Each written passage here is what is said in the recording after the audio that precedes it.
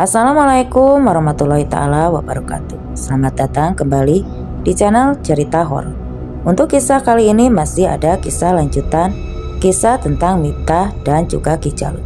Sebuah cerita yang diambil dari tulisannya Neneng Dewi NS. Sebuah cerita yang berjudul Misteri Hilangnya Tongkat Ki Jalut. Dan untuk seperti apa kisahnya, mari kita masuk ke ceritanya.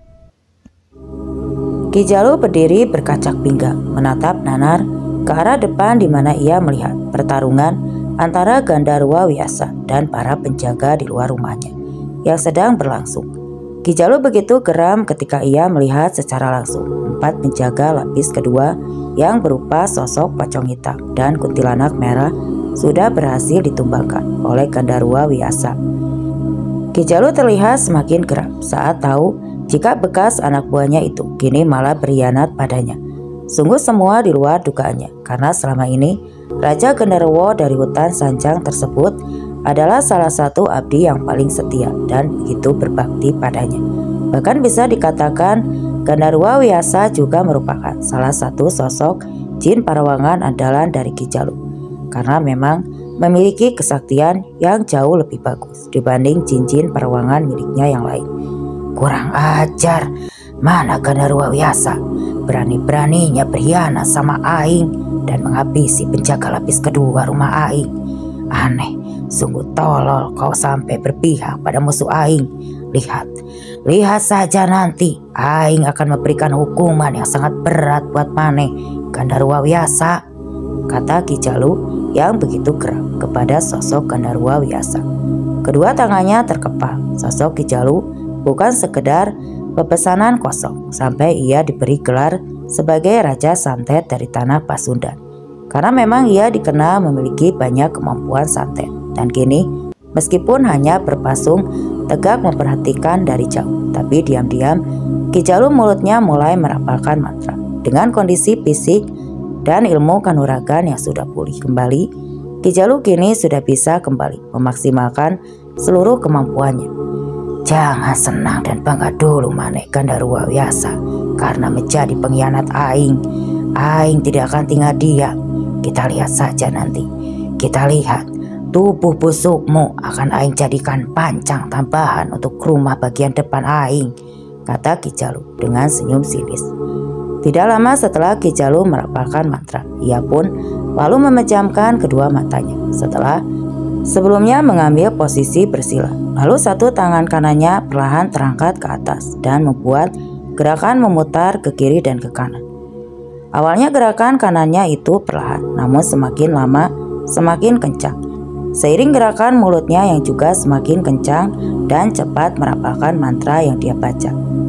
Kemudian Ki Jalut pun membuat gerakan baru tangan kanannya seperti sedang menciperatkan sesuatu ke arah udara, namun dengan gerakan beraturan seperti orang yang sedang mencipratkan air ke tanah. Setelah semua itu Ki Jalut lakukan, Ki Jalut pun mulai membuka kedua matanya.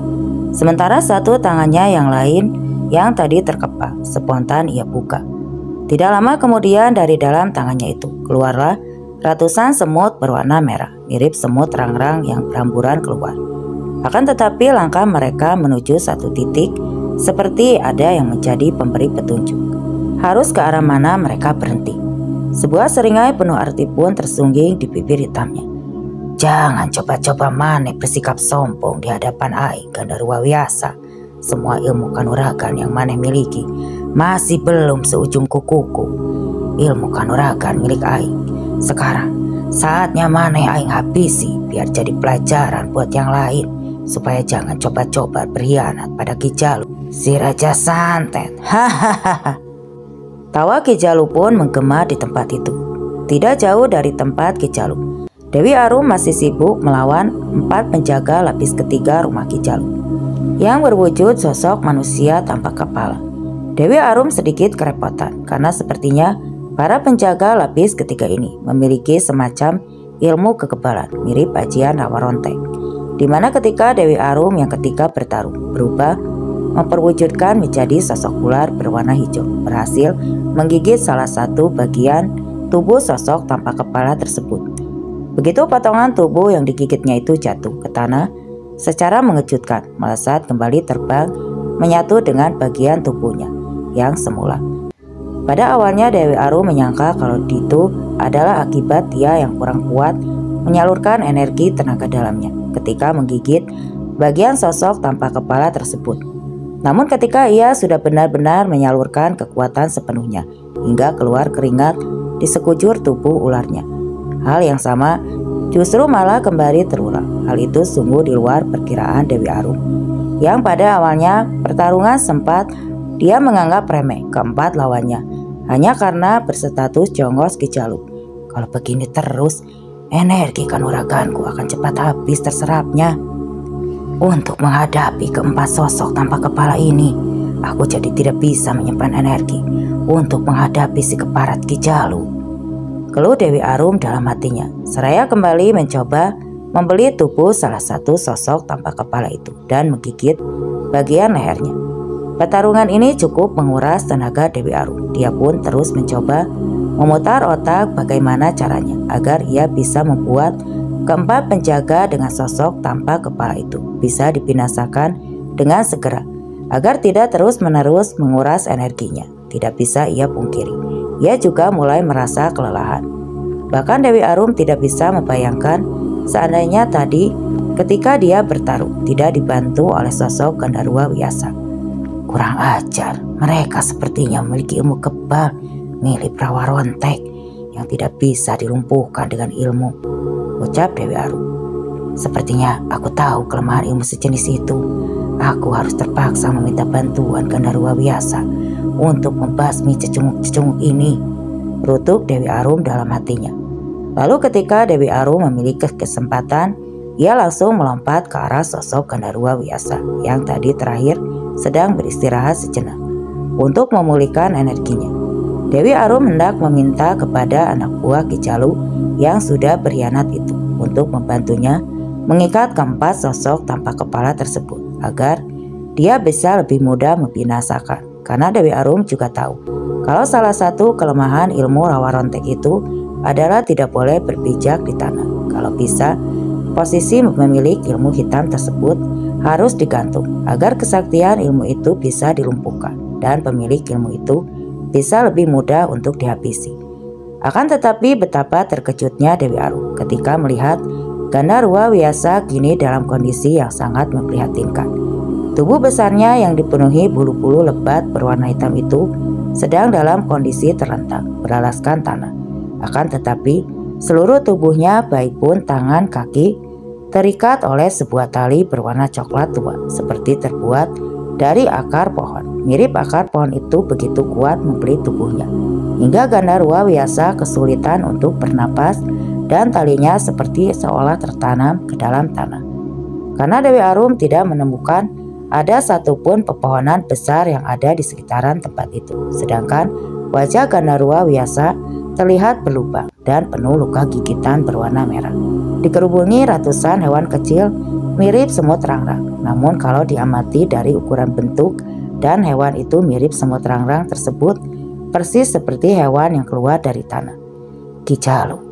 Setelah tadi ia sempat berkomat kamit membacakan mantra, Dewi Arum merasa terhenyak kala melihat tubuh besar milik Gandarwa Wiyasa itu terlihat hanya bisa mengerang kesakitan. Sampai akhirnya tidak terdengar lagi suara erangan kesakitan darinya. Ya, Gandarwa Wiyasa akhirnya tewas secara mengenaskan dengan wajah dan tubuh bolong, penuh luka gigitan hewan kecil yang bentuknya seperti semut rangrang tersebut. Astaga, Gandarwa Wiyasa, bekik Dewi Arum yang langsung merubah dirinya menjadi sosok gadis berusia 20 tahunan lagi.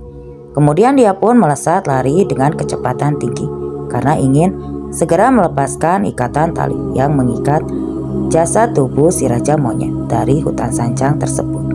Semoga aku tidak terlambat menolong Gandarwa Wiyasa, keluh Dewi Arum dalam hatinya.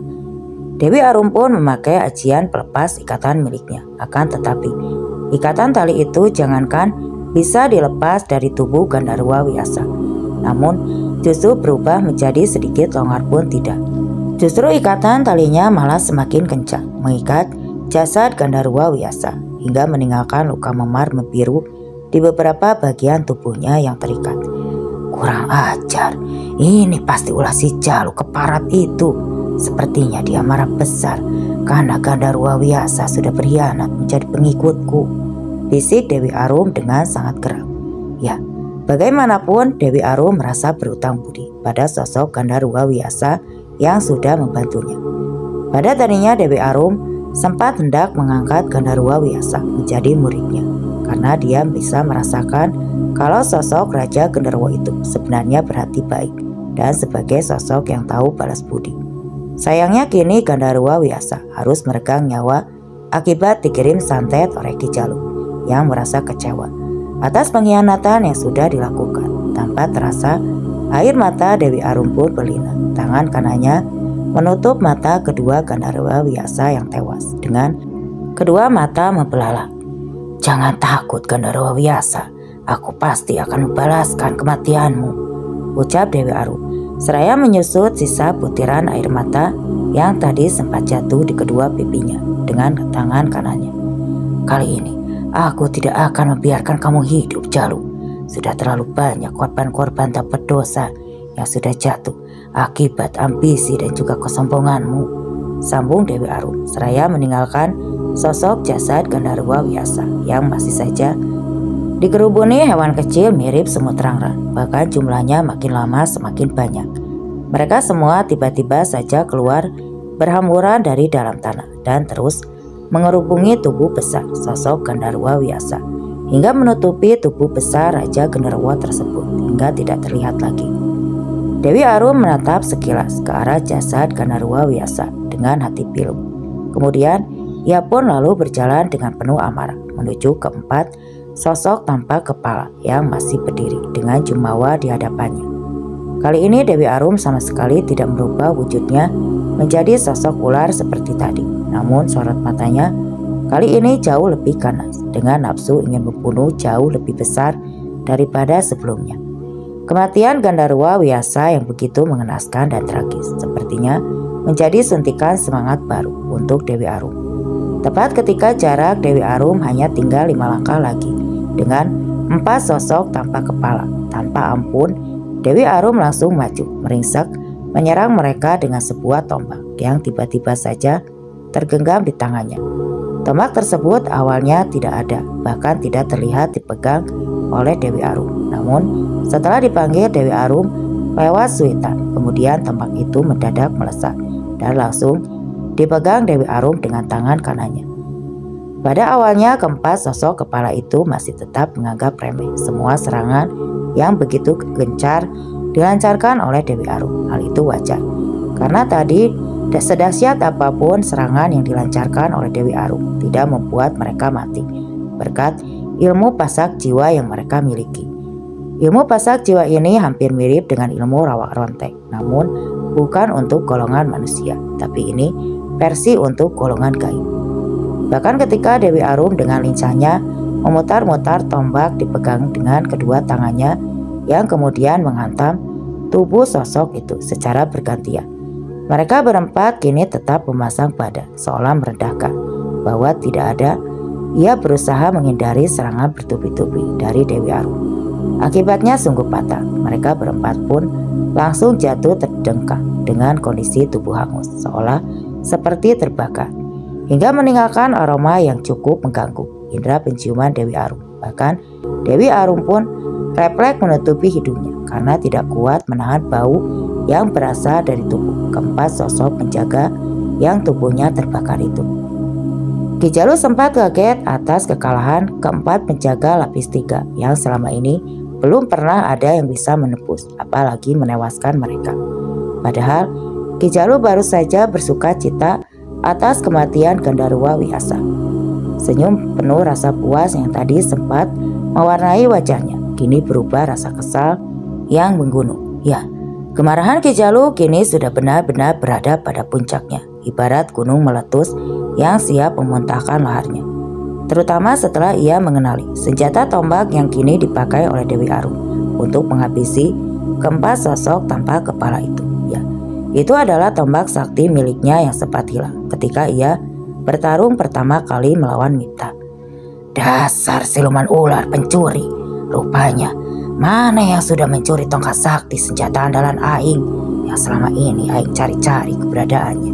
Tidak akan Aing biarkan Mane keluar dari tempat ini dengan nyawa yang masih menempel di badan Mane, tekad Ki Jalu sambil memegang pecut pemberian dari Turangga. Sang junjungannya Ki Jalu sudah benar-benar tidak sabar ingin segera menghabisi Dewi Arum yang bukan hanya dianggapnya sudah membuat Gandarwa Wiyasa berkhianat kepadanya, tapi Dewi Arum juga dianggap sudah lancang berani mencuri salah satu senjata andalan miliknya.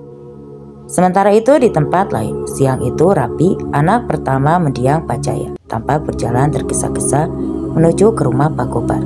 Saking tergesa-gesanya ia sampai tidak melihat jalan dan sempat terjatuh. Terserimpet sendalanya sendiri. Wajah pemuda berusia 20 tahunan itu terlihat penuh kekhawatiran hingga mengetuk pintu rumah Pak Kobar dengan tergesa-gesa. Tok tok tok, tok tok tok. Assalamualaikum Pak. Assalamualaikum Pak Gopar. Tidak lama kemudian tubuh gemuk dan berwajah ramah dari Pak Gopar pun muncul di balik pintu. Raut wajahnya menandakan rasa keheranan melihat kehadiran Rapi. Jang Rapi tumben kesini, ada apa Jang? Ayo atuh masuk, ngobrol saja di dalam, tawar Pak Gopar dengan ramah, mempersilahkan Rapi untuk masuk. Rapi pun langsung duduk di kursi yang persisinya berhadapan-hadapan dengan kursi yang diduduki oleh Pak Gopal. Dengan napas yang masih tersenggah, Pak Gopal segera mengasurkan air mineral gelas yang ada di atas meja kepada pemuda yang kini tengah duduk berhadapan-hadapan dengannya. Itu tenangkan dulu atuh Jang Rapi, atur napas dalam-dalam. Ayo minum dulu, kata Pak Gopal. Terima kasih Pak Gopal, saut Rapi seraya menusuk sedotan ke dalam air mineral gelas tersebut sebelum meminumnya. Alhamdulillah, ucapnya lega. Lalu Rapi pun di sini mulai menyampaikan maksud kedatangannya yang tiba-tiba itu. Pak Gopar, rupanya Rapi secara tidak sengaja mendengar kabar kalau Mita dan kawan-kawannya hendak mencari sebuah rumah kontrakan untuk tempat tinggal sementara. Mita bersama Bu Jamila juga dengan kedua rekannya dari kota yang sedang berliburan ke Pamengpek, yaitu Selin dan Nindi. Namun yang membuat Rapi kaget adalah saat itu tahu ada warga yang mengarahkan Mita untuk mengontrak di rumah tua yang ada di perbatasan desa. Setahu Rapi, rumah tersebut sudah lama ditinggalkan pemiliknya yang konon adalah sarang dukun sakti yang sangat ditakuti pada masanya. Dan menurut beberapa warga, rumah itu sama sekali tidak layak untuk ditempati manusia. Rumah itu sangat angker. Pak Gopar, dulu waktu saya kecil mah pernah mengambil layang-layang yang nyangkut ke pohon jambu yang ada di depan rumah itu. Saya sempat dikejar-kejar sama sosok kakek-kakek berambut panjang, tapi badannya cebol Pak, kata Rapi. Lalu masalahnya di mana Jang Rapi? Ya kan Jang Mipta itu punya kelebihan sebagai anak indigo. Ya pasti Jang Mipta bisa mengatasi sama masalah-masalah perantauan gitu, sahut Pak Gopar dengan santai. Iya Pak, saya tahu. Tapi masalahnya kan nanti Bu Jamila juga akan tinggal sementara di sana dan sudah pasti akan sering ditinggal-tinggal sama Mipta, jawab Rapi mencoba menyampaikan pendapatnya. Pak Gopar manggut-manggut. Iya sih, silakan teruskan Jang Rapi. Bapak ingin dengar dulu semua penjelasannya biar jadi lebih paham, kata Pak Gopar mempersilahkan Rapi melanjutkan ceritanya. Iya Pak, yang saya takutkan gimana kalau nanti Bu Jamila diganggu sama penghuni rumah itu.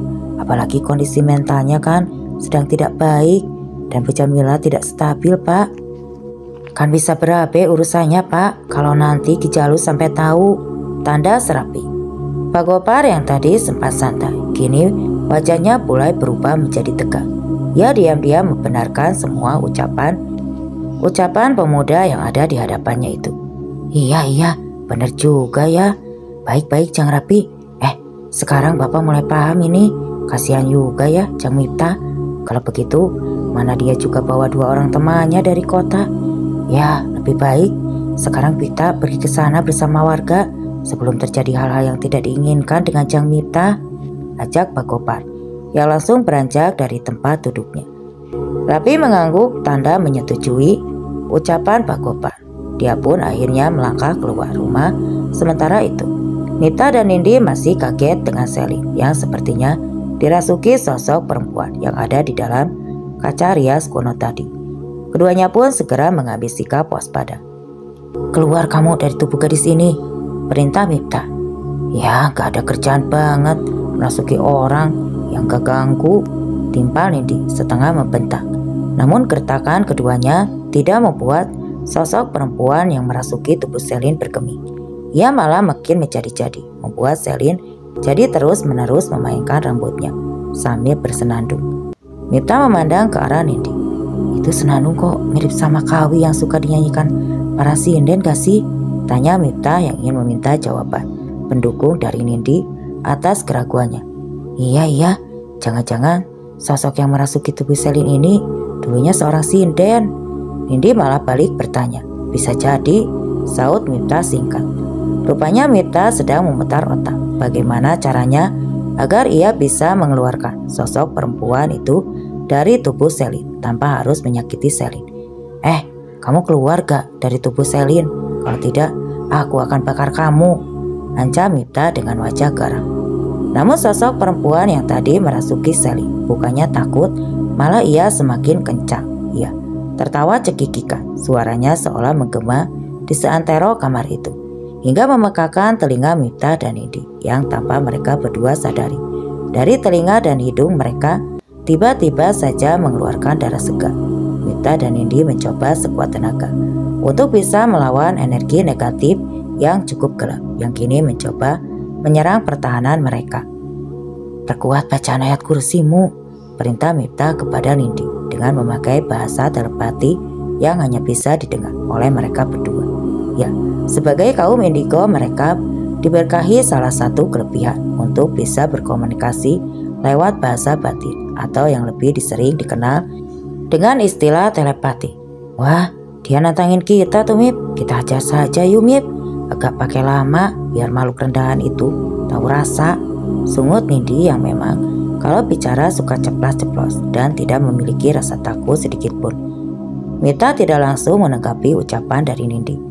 Segenggam garam kasar yang barusan ia keluarkan dari dalam tas dan sudah ia bacakan surah-surah ruqyah sebelumnya. Masih ia genggam dengan erat. Ia tidak bisa begitu saja melemparkan garam tersebut ke arah Selin.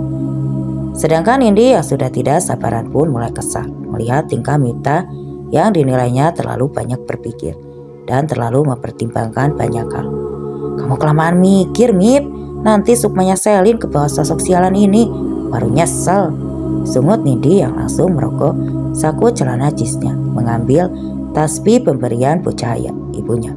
Konon tasbih itu terbuat dari batang pohon tanaman Dewan Daru yang dipercaya oleh masyarakat Sunda bisa membuat takut para jin jahat dan sejenisnya. "Bismillahirrahmanirrahim." Sehabis membaca basmalah, Nindi pun langsung melemparkan tasbih tersebut ke arah kepala Selin yang masih dirasuki. Terdengar pekikan kesakitan dari makhluk itu dari dalam tubuh Selin, karena suara yang keluar bukanlah suara Selin. "Itu balasan karena kamu tadi sudah bikin telinga dan hidung aku berdarah, terima ini." Nindi kembali melemparkan tasbih kedua yang ia ambil dari tas lempangnya. Nindi mengarahkannya ke badan Selin. Kembali pekikan kesakitan untuk kedua kalinya terdengar dari sosok yang diduga sosok sinden tersebut. Mita yang awalnya hanya bengong sekarang pun paham maksud dari Nindi.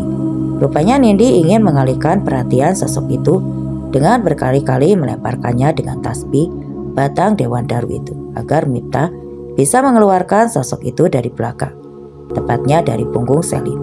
Ketika makhluk tersebut masih terus terpekik kesakitan, Mita dengan lincahnya segera melompat ke belakang tubuh Selin, lalu menempelkan tangan kanannya ke punggung Selin, sementara tangan kirinya memegangi ubun-ubun Selin. Mita pun lalu membacakan surah-surah ruqyah yang pernah dipelajarinya dulu dari sang kakek. "Dari tadi kek, biar tanganku gak pegel ngelemparin sosok nenek peot itu pakai tasbih," sungut Nindi dengan wajah sebal ke arah Mita. Rupanya ketika sosok perempuan itu terpekik kesakitan akibat lemparan tasbih dari Nindi, dia sempat melihat sama-sama kalau sosok asli perempuan itu adalah seorang nenek-nenek. Makanya Nindi berani berkata nenek-nenek peot kepada sosok yang merasuki sel ini. Akan tetapi Mita sepertinya agak kewalahan untuk menarik paksa sosok tersebut lewat punggung Selin. Sepertinya Mita masih kalah tenaga, sementara ia sendiri tahu betul Selin belum berpengalaman untuk urusan tarik-menarik sosok tak kasat mata yang masuk ke dalam tubuh seseorang. "Kenapa, Jang? Susah ya mengeluarkannya? Saya dari tubuh gadis ini. Kasihan, Jang. Ledek suara yang ada di dalam tubuh Selin. Dan kali ini yang keluar adalah suara seorang nenek-nenek yang tertawa terkekeh-kekeh, seolah mengejek Mita. Di saat Mita pura-pura tidak mendengar, malah justru Nindilah yang menjadi naik darah. Ia merasa tidak terima jika sahabatnya itu dijadikan bahan lelucon sosok makhluk tak kasat mata yang derajatnya jauh di bawah manusia. Nenek peot, diam. Suara ketawamu itu sama sekali tidak enak didengar. Kayak suara kaleng gosong dipukulin. Ledek Nindi membalas ledekan sosok nenek-nenek itu. Di luar dugaan, usaha Nindi berhasil membuat sosok nenek-nenek itu berhenti menertawakan Mita. Dalam hatinya Nindi bergumam, "Alhamdulillah, syukur nenek-nenek peot ini akhirnya mingkem juga. Mudah-mudahan Mita segera bisa mengeluarkannya dari tubuh Selin," gumam Nindi penuh harap.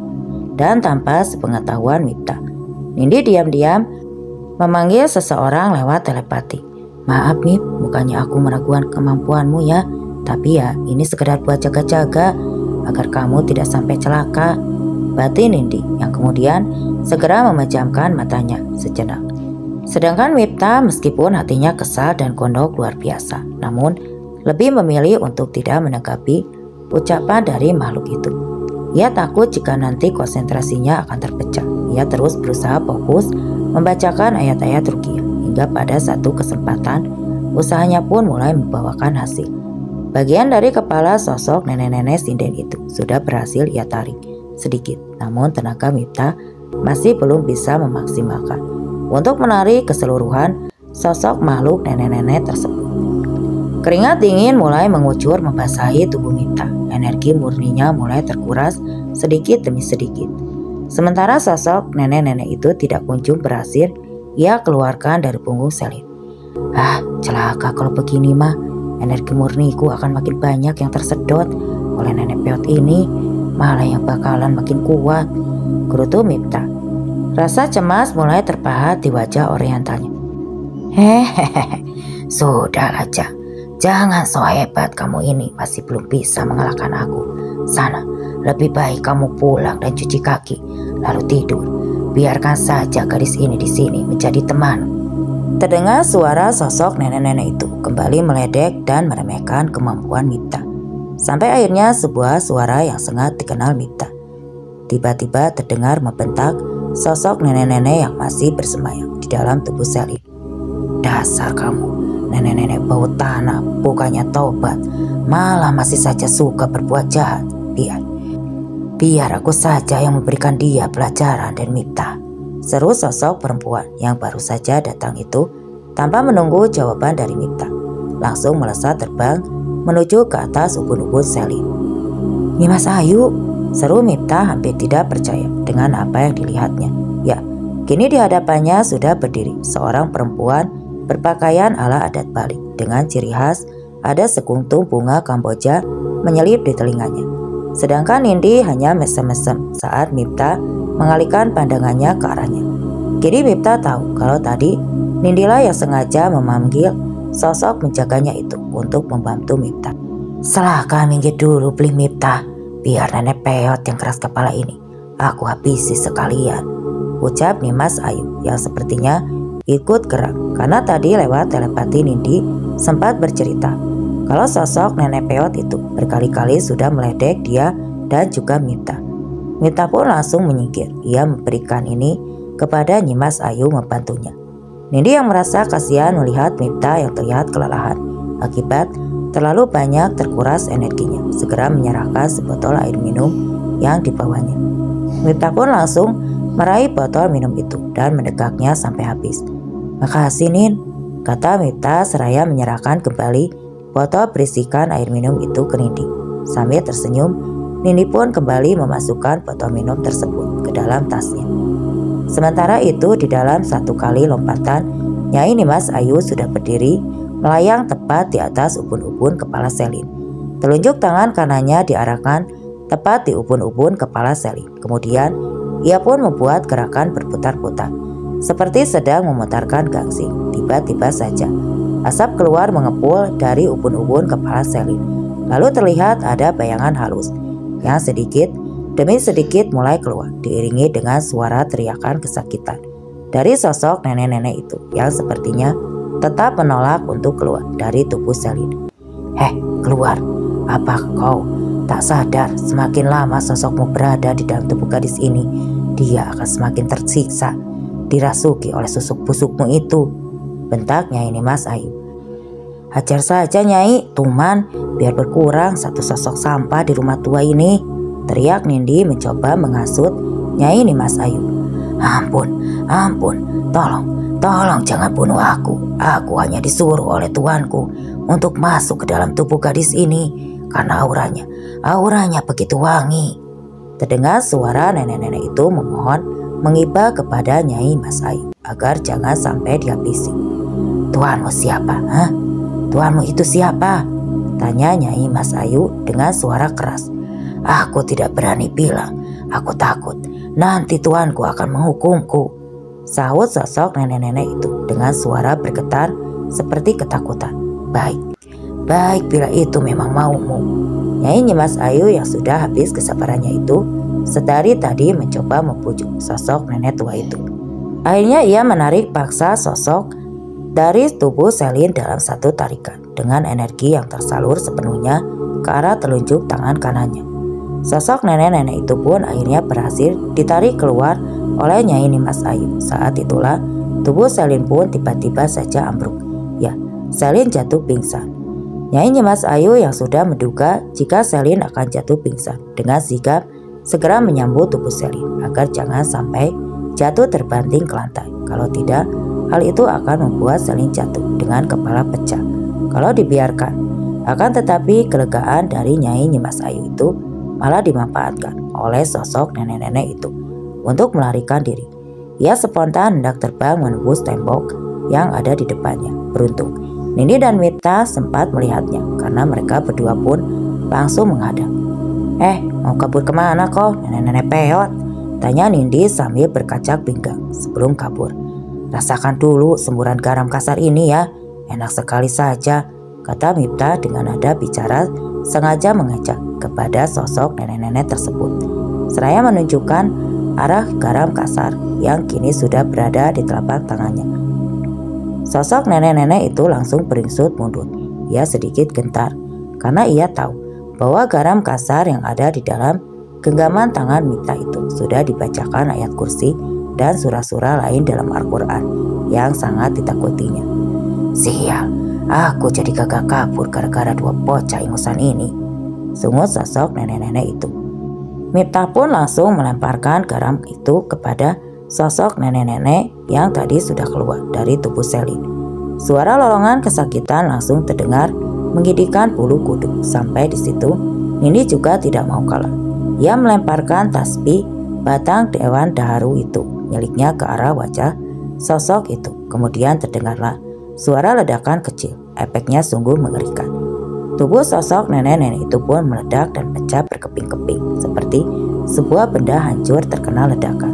Namun tiba-tiba ada dua tangan panjang yang tidak terlihat tiba-tiba saja menjambak rambut Nindi dan Mita dari arah belakang lalu menyeret mereka berdua. Akibatnya kedua remaja indigo itu pun meringis kesakitan. Berani-beraninya kalian menghabisi anak buahku, ha? Suara yang asing tiba-tiba saja membentak Mita dan Nindi. Dan cerita pun selesai. Oke teman-teman, itulah kisah yang saya bawakan kali ini. Nantikan kelanjutan kisah Mita dan juga Ki Jalu di cerita berikutnya. Terima kasih untuk sahabat yang sudah mau mampir ke channel ini. Saya pamit undur diri. Wassalam.